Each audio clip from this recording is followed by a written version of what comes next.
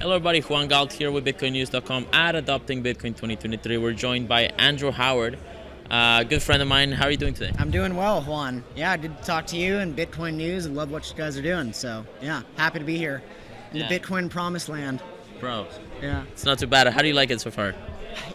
So this is my third time in El Salvador, and from 2020 to now, it is amazing seeing the changes that have happened in this country. So the first time I came here compared to now, I think people are noticeably happier. There seems to be kind of an atmosphere of positivity in the air.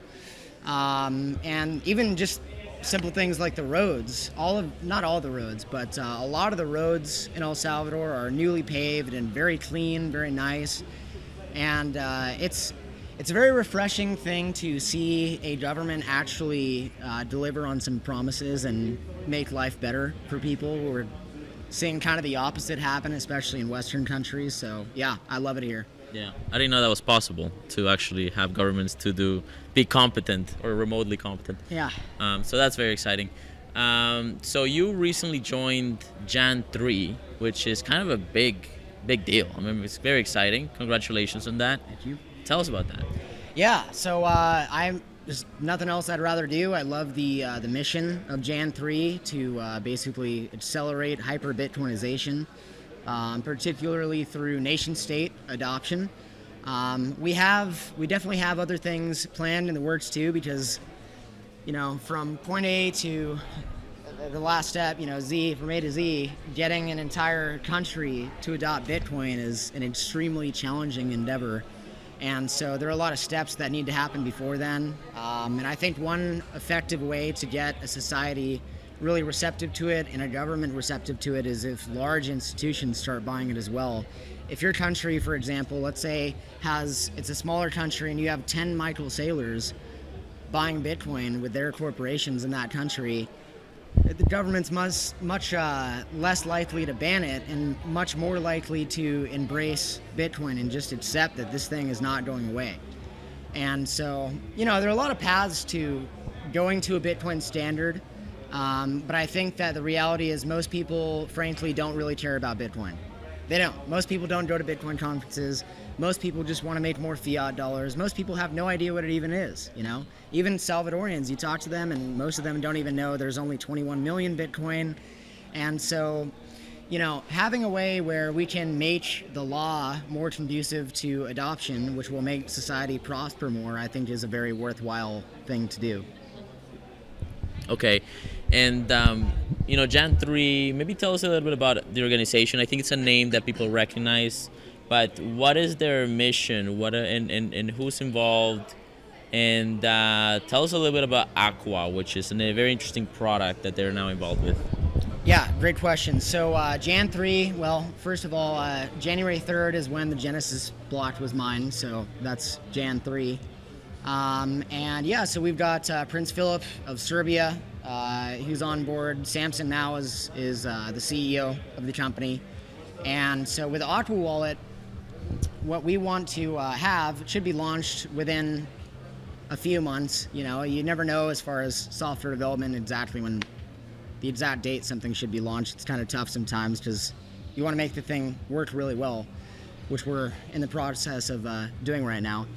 But the idea of Aqua is you're going to have Bitcoin and stable coins, specifically Tether on Liquid, okay? And, first world Bitcoiners, a common criticism is that Tether is, for lack of a better term, a shitcoin, and we should only use Bitcoin. And I get that perspective, but a third world Bitcoiner would probably disagree with that. If you're, Latin American, maybe you don't have first world kind of money, you're not going to want to deal with the price fluctuations of Bitcoin. You're not going to be able to hodl as much. And so Tether has a very interesting opportunity. Tether market is huge, and most of it right now is by Tron or ERC20. And so what we want to do is have that market go over to the Liquid network, Tether on Liquid. There are a lot of advantages with Liquid. You have 1-minute block times versus 10-minute block times like on-chain Bitcoin. You have confidential transactions, so you don't see the amount of funds that are being sent from one party to another.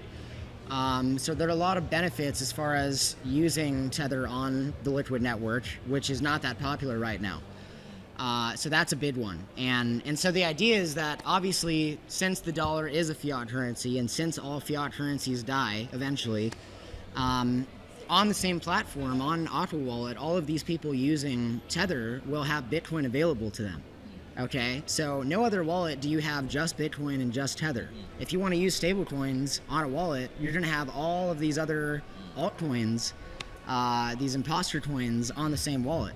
So from that perspective, I think it's a good path that we're going on, because Tether solves a major problem in largely the third world, and Bitcoin will be immediately available to them once they are aware that Bitcoin is important.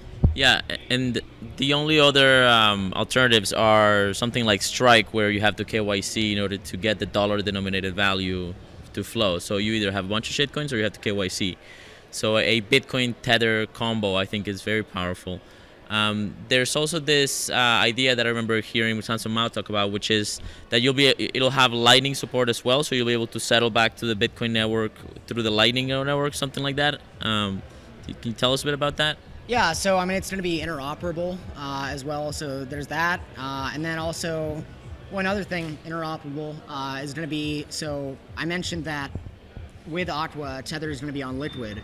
However, like I mentioned, the majority of the stablecoin market is Tether on Tron or Tether ERC20. And so if I want to transact with another person in Latin America or wherever really, and they're using Tether on Tron, and I have Aqua Wallet, which doesn't have Tether on Tron, I'm still going to be able to transact with them. That's important. Through swapping. Yeah, so that's very important as well. So there's like a swap exchange underneath that will let them move that money around. Correct. Yeah. Awesome. Big deal. Love it. Yeah, I heard about Aqua a while ago, and I love it. I think we can't have it fast enough, so that's great to know that you're there. And awesome. So one big story on another note that came out recently, Taiwan just might be about to make Bitcoin legal tender. Did you hear about this? No. How crazy is that? Nobody's talking about it. This must have happened like 2 days ago, 3 days ago? Last week. So how about that? Who in Taiwan? Like, what are the details here? Yeah. I'm not aware of. It's a rumor on Twitter. It's a rumor on Twitter? No, I read an article about it. News? You see? No, Breaking. He goes Bitcoinist, so we'll blame them if it's fake news. But yeah, so that's really interesting from an adoption perspective. Yeah. Yeah, there are a lot of, I'm not going to say any names, but it is, there are a lot of very high players in Bitcoin right now, and I've personally interacted with a few of them. And people that we would recognize and people in powerful positions, and they don't have much of an incentive to say, hey, world, I own Bitcoin. For a few reasons, privacy is one of those reasons, but you'd be surprised how many high-level people are in Bitcoin and do see the value in it, but just don't publicly talk about it with the world. So that's cool to hear about Taiwan. Yeah. Okay. And if high net worth individuals want to get some Bitcoin, Jan3 can help them with that? Yeah, stay tuned. Okay. Yeah. Stay tuned, guys. Any final thoughts? Stay humble, stack sats. I would say that's the final thought. And yeah, we've got a lot of exciting things coming up with Jan3. We're currently building them right now, but when they're out, I'm very bullish on it. I think the company is going to be solving a lot of major problems, and we need to facilitate HyperBitcoinization as quickly as possible, and nation states are a good way to do that. And El Salvador is an example of that. So the lives of people are noticeably better here. So let's recreate the same thing in other countries. Awesome. Hey, thanks, man. Follow Andrew Howard on Twitter, and catch you in the next one.